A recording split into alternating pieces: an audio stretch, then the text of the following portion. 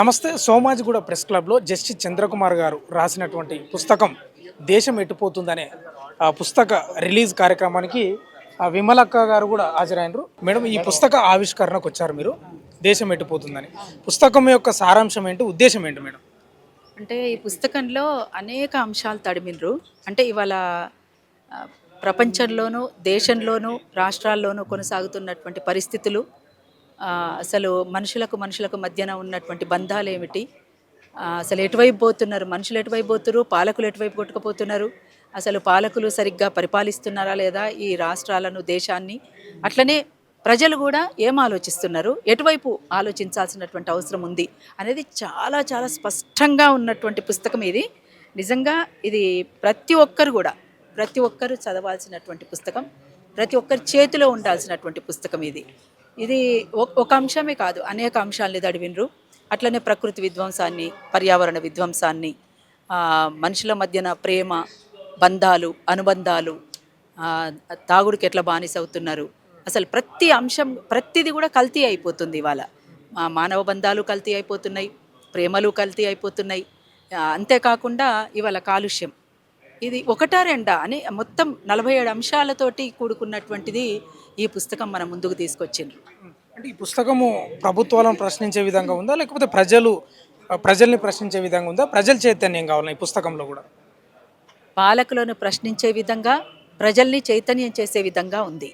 ప్రజలు కూడా ఆలోచించాలి. ఇంకొక ముఖ్యమైన విషయం ఏంటంటే పౌర సమాజం కూడా వాళ్ళ బాధ్యతను గుర్తు చేసేలా ఉంది ఈ పుస్తకం.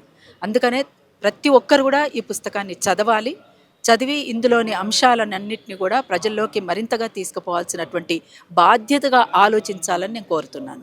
మేడం, ఇంకొకటి ప్రధానంగా ఈ మధ్యకాలంలో ఫోన్లల్లో ఎక్కువ జనాలు ఉన్నారు. ఈ పుస్తకాలు అంటే అద్భుతమైన పుస్తకాలు చదివే స్కోప్ ఉందంటారా అసలు ప్రజలకు? అంటే ఈ మధ్యకాలంలో ఇంకొక అంశం మీరు అన్నారు కాబట్టి చెప్తున్నాను. లైబ్రరీల ఆవశ్యకత కూడా ఖచ్చితంగా ఇవాళ ఉన్నది. ఒకప్పుడు లైబ్రరీలో కూర్చొని పుస్తకం చదువుకుంటుంటే మానవ సంబంధాలు కూడా మెరుగుపడేటివి. ఒకరికొకరు మాట్లాడుకునేటువంటి అవకాశం ఉండేది. అక్కడ కలిసి చదువుకోవటం, అట్లనే అక్కడనే చాలా పరిచయాలు పెంచుకోవటం, అట్లా ఆ బంధాలతో మరింత ముందుకు సాగడం అనేటువంటిది కూడా కొనసాగింది. ఇప్పుడు మొబైల్స్ చేతిలోకి వచ్చిన తర్వాత పక్క మనిషి ఏం చేస్తున్నాడు, పక్క మనిషి చస్తుంటే కూడా అవసరమైతే వీడియో తీస్తారు తప్ప ఆ మనిషిని రక్షించాలనేటువంటి పరిస్థితిలోకి మనుషులు రాలేకపోతున్నారు. అందుకనే మొబైల్స్లో ఉంది పరిజ్ఞానం కూడా, ఆ పరిజ్ఞానాన్ని ఎంత ఉపయోగించుకుంటున్నారు అనేటువంటిది ఎవరికి వాళ్ళుగా ప్రశ్నించుకోవాలి.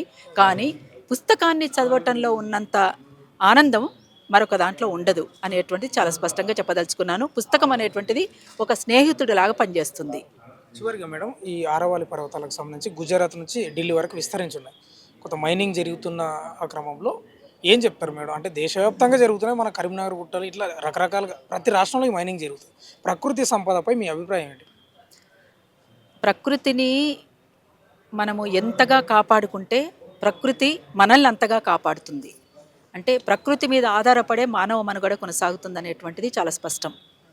ప్రకృతి విధ్వంసం అనేటువంటిది మానవ విధ్వంసమే ఒక్క మాటలో చెప్పాలంటే. కాబట్టి ప్రకృతిని ప్రతి ఒక్కరు కూడా కాపాడుకోవడానికి ముందుకు రావాలని నేను అందరికీ విజ్ఞప్తి చేస్తున్నాను. ప్రత్యేకించి పాలకులు ఇంకా మరింతగా శ్రద్ధ పెట్టి ప్రకృతిని, పర్యావరణాన్ని విధ్వంసం కాకుండా చూడాల్సినటువంటి బాధ్యతగా ఉండాల్సిన పాలకులు ఉండాలి ఈ దేశానికి, రాష్ట్రాలకు. అందుకనే ఖచ్చితంగా పాలకులది బాధ్యత ఉంది, పౌర సమాజంది, ప్రజలది కూడా బాధ్యత ఉంది. మేము గతంలో కరీంనగర్లో గుట్టల్ని కాపాడుకోవాలని చెప్పేసి వారం రోజులు క్యాంపెయిన్ చేసి వాటిని కాపాడుకోవడానికి కృషి చేశాం. కానీ ఎవరు అధికారంలోకి వచ్చినా అక్కడ లోకల్గా ఉండేటువంటి వ్యాపారం చేసుకునేటువంటి వాళ్ళకి విచ్చలవిడిగా లైసెన్సులు ఇవ్వడం, విచ్చలవిడిగా వాటిని తవ్వుకోవడానికి, అమ్ముకోవడానికి, అక్కడే కాదు అంతటా మీరు అన్నట్టు దేశవ్యాప్తంగా జరుగుతుంది. ఇది ప్రపంచంలో జరగట్లేదు. కొన్ని చోట్ల, ఇప్పుడు ఇతర దేశాలలో కొన్ని చోట్ల అసలు వాళ్ళ ఎన్విరాన్మెంట్ ఎంత బాగుంటుందంటే అసలు మనకు అక్కడికి చాలా తేడా ఉంటుంది. కానీ ఇది మన దేశం అని మనం గర్వంగా చెప్పుకునే విధంగా మనం తీర్చిదిద్దుకోవాల్సినటువంటి బాధ్యత ప్రజలపైన, పౌర సమాజం పైన ఉంది, పాలకులపైన ముఖ్యంగా ఉందని తెలియజేస్తున్నాను. Thank you.